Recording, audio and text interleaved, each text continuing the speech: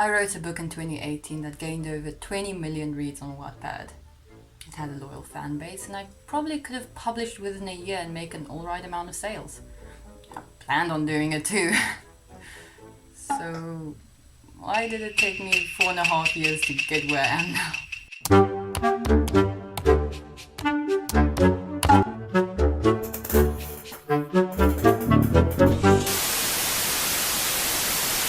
I can already give you the answer, but I think it's important to know the context.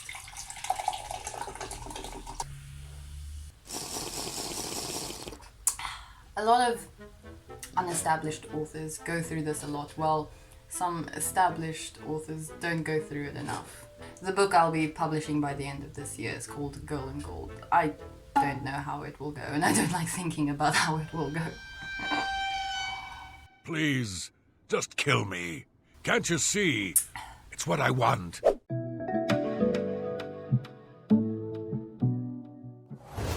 I wrote this book after getting frustrated about what I read on the site. I'm a person, a reader, that likes to feel when I read. The anxiety, the fear, the despair, the hope, hell, even the sexual tension.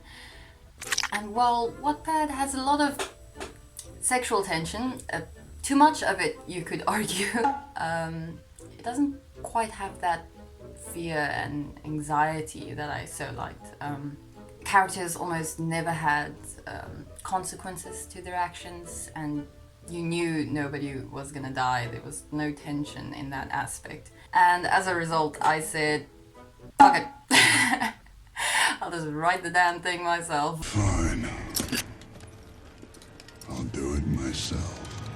It gained some attraction, and soon after, a fan base, you could say.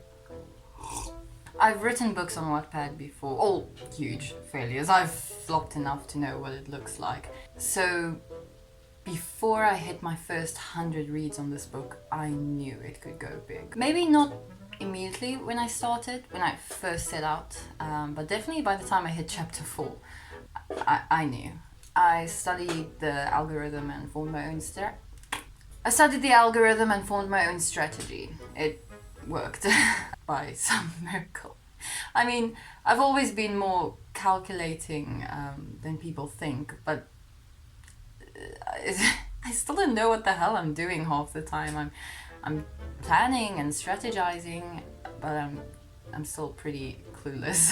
Between you and me, I don't fully know what I'm doing. So even though I approached my readers with the intention to use and manipulate them for my own benefits, I would make them love me enough to stay. The one that ended up falling was me. I just couldn't have predicted this. These faceless people, not my friends, not my family, my cabbages. It was them that gave me hope for the first time in my life. I've mentioned this before, but I had pretty severe depression back in the day. I don't want to get into it, but I thought if I couldn't be a writer, there just was no point to it at all. So when I say I owe my life to my readers, I mean it. Sincerely. We became, as much as I hate the word, a community. It pains me to say. It takes a lot of bravery to be that vulnerable, and I'm so proud of this community. But it's true. I more or less knew the direction I wanted the plot to go into, but the story still took twists and turns based on the interactions I had with my readers. They had the power to save a character's life just as much as I enjoyed seeing their despair when I did not. It was fun. For me, at least. My chair is so creaky. By the end of the first book, I had 1 million reads. And even though it's weird because I expected it, but I still cried when it happened. It's like, I've planned this, but oh my god, it actually worked. What the hell? It was proof that I wasn't delusional. I could get results. And more importantly, it was the evidence I needed to prove to my mom I could do this, that she could trust me to be a writer. Bless her heart, she really did want me to go study and become a teacher. I hate children. But this million reads convinced her to trust me. And I convinced her to keep the $20,000. I'm considerate of my American audience, which she would have used for my studies, but I instead just asked for $2,000 she could lend me to kind of get a proper setup, laptop, computer, anything I could need to really try and make this my profession. I owe this to my readers, this opportunity and confidence. Things were finally looking up for me.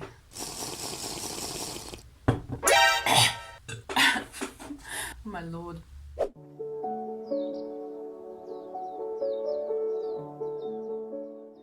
Unfortunately, this confidence turned into arrogance. I thought that if so many people read my book, liked it, it must be good, great even. Spoiler, I was not. Am not. Yet. Looking back at that first draft, I was pretty clearly inspired or influenced by the books I read at the time, which wasn't the best thing. I sincerely can't look at that draft today without cringing and dying inside. It's bad. I mean, I still stand by the fact that it's a good Wattpad book, but it is by no means a good book. At all. When I made the decision to publish, my arrogance drove me to traditional publishing. Well, mostly arrogance. The second half was just I'm too, like, I don't know what I'm doing. I don't know how to publish. Anyways, I marched straight to traditional publishing, and I actually thought that after just giving the book a decent edit and you know, someone with an agent would pick it up. I even mentioned in the query letter that I'm a famous Wattpad author, like that would have helped. Spoiler, it does not. Anyways, my confidence got its first L after literally no one wanted to take my book. Why are we still here? That was definitely a chink in my confidence. Chink, is that a word? Chip in my confidence? I don't know. But I still had enough left to just go, yeah, well, you know what? I'm better than traditional publishing. You can make more revenue, more royalties with self-publishing. So I'm gonna do that. I don't need you guys. who even wants to traditionally publish?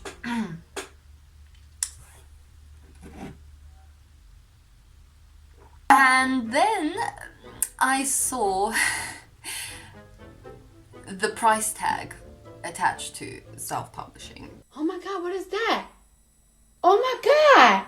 What is that? Guys, I'm just a background artist, an extra. And this was prime COVID time. There were no movies like being made at that time. I was broke. I had to like dig into my savings, all of it, just to survive on a monthly basis. I was lucky if I made like $60 a month. If I was like really lucky, I could make an extra $100 like 3 times a year based on from my book. I signed a couple of non-exclusive contracts with some websites. Just it really doesn't make you money. It's just helps out, I guess, but it was by no means enough to really do much difference. All in all, I could save up money for 4 years straight, like everything, and still not have enough to afford an editor. Never mind the other costs, just an editor alone would cost me everything I had for 4 years. So what other options did I have? loaning money.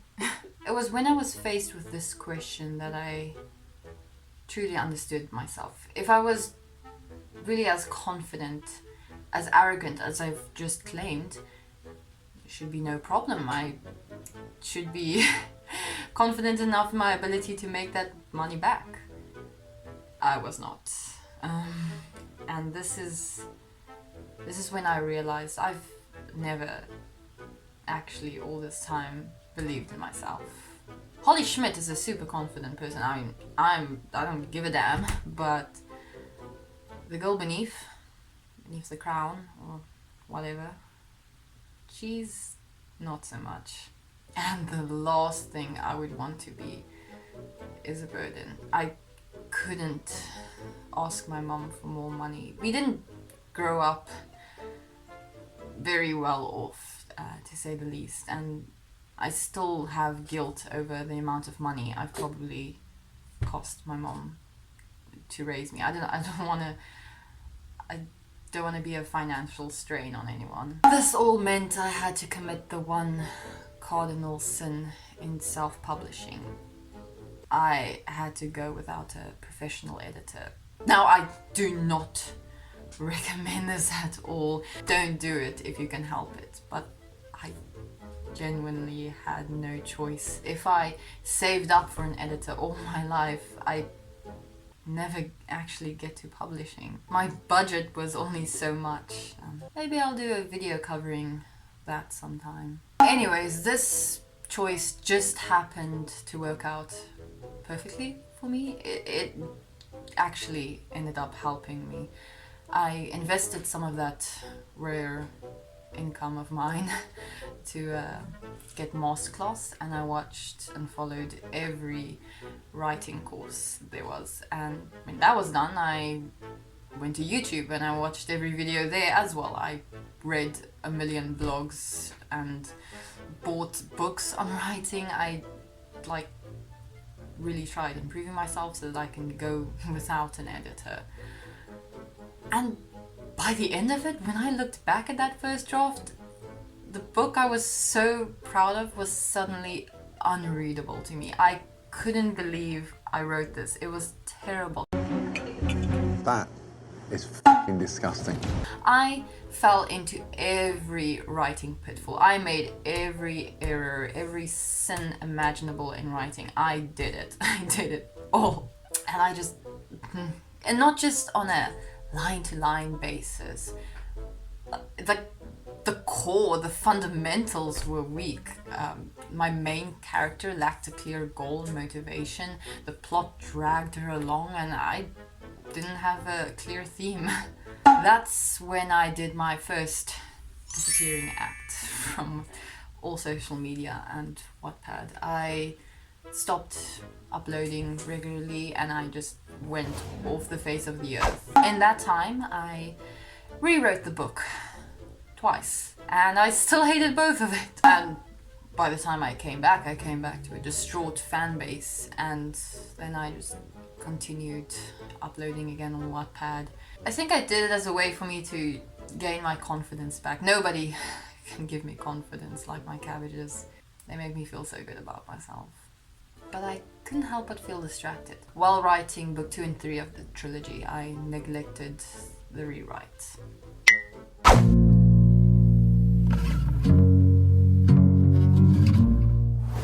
Love is such an odd word to use here, but I really do love my cabbages. And it's this love that got me to a standstill. How ironic. The people that got me this far now held me back. It wasn't their fault, of course.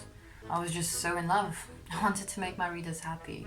It's for this reason that whenever I go on my breaks, my disappearing acts, I have to cut all communication. I cannot afford getting distracted because I don't want to give just a little bit of my attention. I want to give everything I have. I feel like a deer in the headlights of love. It hurts me more than it hurts them. I'm pretty sure. So many times I wanted to go back, but I knew what had to be done. So when I made my second disappearing act, I made some big changes. I rewrote the book another 3 times. And this time when I came back, I really could have published if I wanted to. It was a decent book at the time, but I'm not here to write decent books. I'm here to write the best. I was so desperate to make it perfect. The reason? I have a deep fear of scamming people, as odd as that sounds. Even with my art, I could never put a price tag on any of my art because I can't charge people money for something I feel could be better. Don't get me wrong, I love money. Hello, I like money. People who say money can't buy happiness are full of schmidt. Like, there's so much you could do. You could buy books. Books make me happy. You could see the world. Get your mom that house you promised her. It's so much you could... Never seen anyone cry in a Lamborghini. So I would lie in bed at night trying to justify it to myself. The average book like mine on Amazon goes for about $15 and Kindle is, I think, $10. So I was like, okay, if I sell my book for $8 for paperback and $3 for the Kindle, that should be alright. Right? The stress and anxiety, I can't say that word. The stress and anxiety of this time is indescribable. I kept spiraling. What if my book never makes it? What if I fail? What if nobody buys it? What if people hate it? I was slowly sinking back into thoughts of what would be the point. I mean, I know I want to be a writer. I don't have a plan B. And I don't like thinking about what would happen if plan A fails. I'm in denial. So I did what I always do.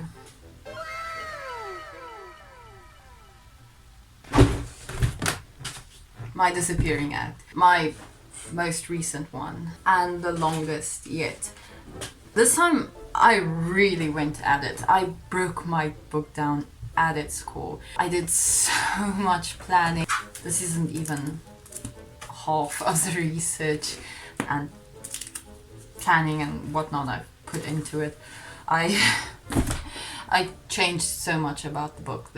I gave it a proper theme, morals. I changed my characters. I made sure my main character had a clear goal and purpose. I've really tried to implement every single writing advice I've gained over the years, and trust me, I've gained a lot. There's probably not a single video about writing that I haven't watched. I'm pretty confident. That's not me exaggerating. I'm pretty confident about that being the case. And well, I was ready for the hardest rewrite yet. My 7th and final rewrite.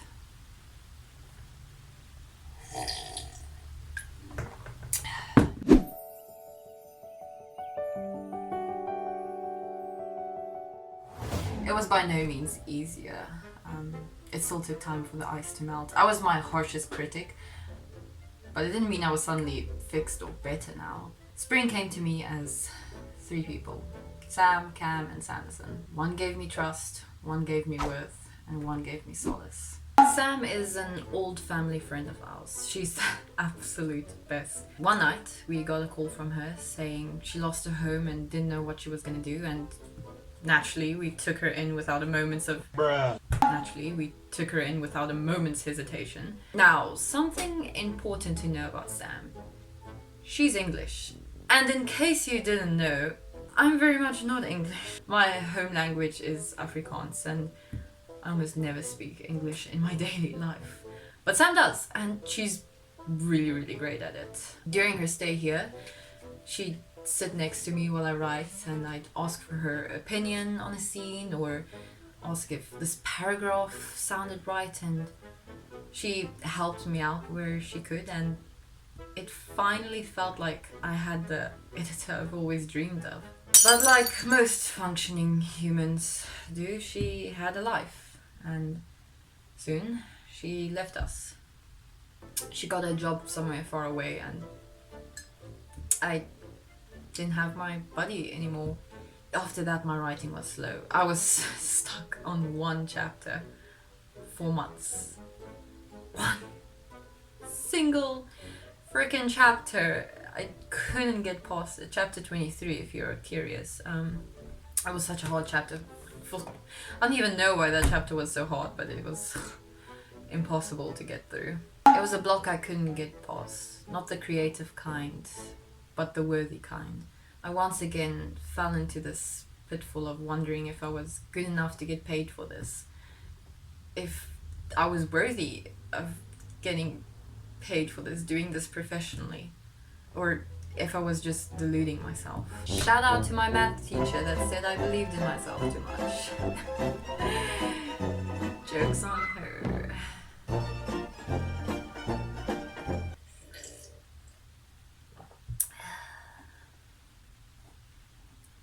This period in time was a strange one. I made a massive leap in progress, but I couldn't go any further. I was stuck for months, and I would just continue watching writing videos and any advice I could get. Rant videos became a favorite of mine. Just anything to feel like I was doing something at the very least.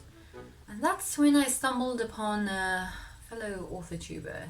Enter Can Wolf and his video titled How Much $$ I Made and Spent Self-Publishing My Book. If you're still holding on to the hope that you will get rich writing books, this might not be the video for you. This video wasn't exactly hopeful. A message of hope. This is what I have so far.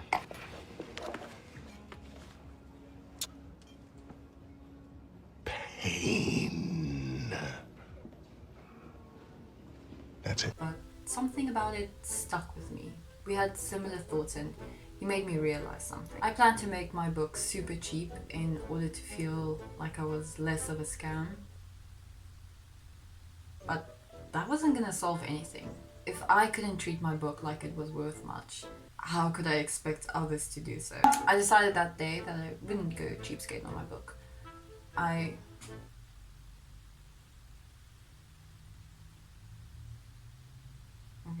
It's not like I decided to put my readers in debt if they try to buy my book.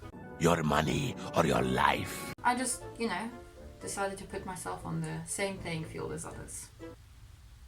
With trust and worth gained, there was just one more thing I needed. One last push. Enter Brandon Sanderson's writing course videos. Lectures? Lectures, yeah. His lectures on writing. Seriously guys, if you're a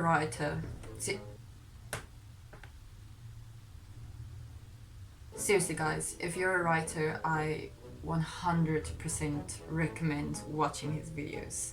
There's a lot of them and they're all super helpful. Anyways, in one of his lectures, I'll put it up here, which one, he says this. Remember that your job in writing right now is not to create a perfect book. Maybe you will, it's possible, but most likely your job right now in writing is to turn yourself into a person who can write great novels, not writing a great novel because you just don't have the skill yet.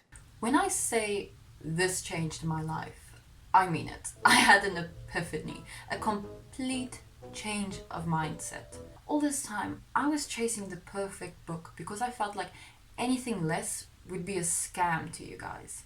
You deserved so much more, only the best. And you know what? You will get the best book. Just not right now. From the start, my cabbages have been on this journey alongside me. We wrote that first draft together. We've grown together, and again. And I'm excited for our future together. Sanderson gave me solace. I didn't need to write the perfect book just yet. I put my foot down that day and put myself in lockdown. I told myself I won't leave my room until the book is done. And that's exactly what I did. Isolation day 18, after making myself coffee and reserve coffee. Isolation day 26, I barely got anything done today. Isolation day 37, I am in bed. Isolation day 40, the end is in sight. I just have to hold on. a little bit longer. For 45 days, I only left my room to go to the bathroom or make myself a large jug of coffee. My mom literally left food in front of my door for me. My family couldn't even speak to me. I told everyone to don't speak to me either. I want complete isolation. And you know what? My introverted ass was in heaven. It is scary how used to that I got. I was loving every second of it. Isolation from humanity. Who would have thought this is paradise? I only left my house this one time to buy apple juice. And let me tell you, that was the scariest schmidt I've done in a while. I am venturing out into the world. I am not happy with this. But I need Red Bull. I literally cannot work. Why was that literally the scariest thing I've done ever? Like, I cannot explain the anxiety of just going to the store after not leaving your room for so long. It was terrifying. I hated it. I forgot how to interact with humans. But it got done, and the 7th and final version of the book was completed. And you know what?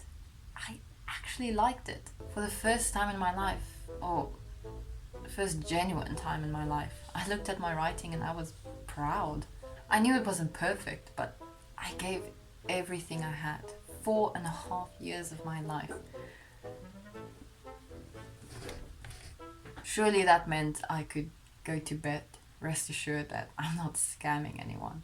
To top it off, Sam, my now official editor, came down for a weekend and we went through the whole book, and it felt like the good old days. We've been editing it for a bit now. I say a bit, but like a while. And beta reading is gonna start, and then I need to send it to Amazon, check if the cover works and all that. But all in all, we're well on our way to publishing. I don't want to give an official date yet. That's on Amazon. As soon as I get a cover confirmation, I'll release a date for it. We know how releasing pre-dates turn out for me. I've taken a lot of pressure off myself. I might not be as successful as I want to be when this releases, but there's time, and I just hope to survive for another year. That's all I could ask for. To bring up the question again of why it took me 4.5 years to write this book, it all comes down to feeling unworthy. This need to be better and improve. Chase that perfect book. A lot of unestablished authors go through this. They hone their craft and push themselves to be better because they have to, while a lot of established authors have become comfortable. I'm not dropping names, but a lot of popular authors look like they don't have editors anymore. Why get better when you're already on top? That's what I want to leave you with. I love money, but I'm not a writer because I want to make money. I'd be a stripper if that was the case. I'm a writer because I want to make people feel. And in this craft, I want to constantly improve. This will be my first published book. It's the best I could write right now. And I found solace in the fact that this will be the worst book of my career. I'm not saying it's bad. I'm just saying that I'm going to improve from here. When I look at it with this mindset, I feel at ease. If this is the worst, I'm excited to see what the best will be. Stay golden, stay cabbage, and thank you.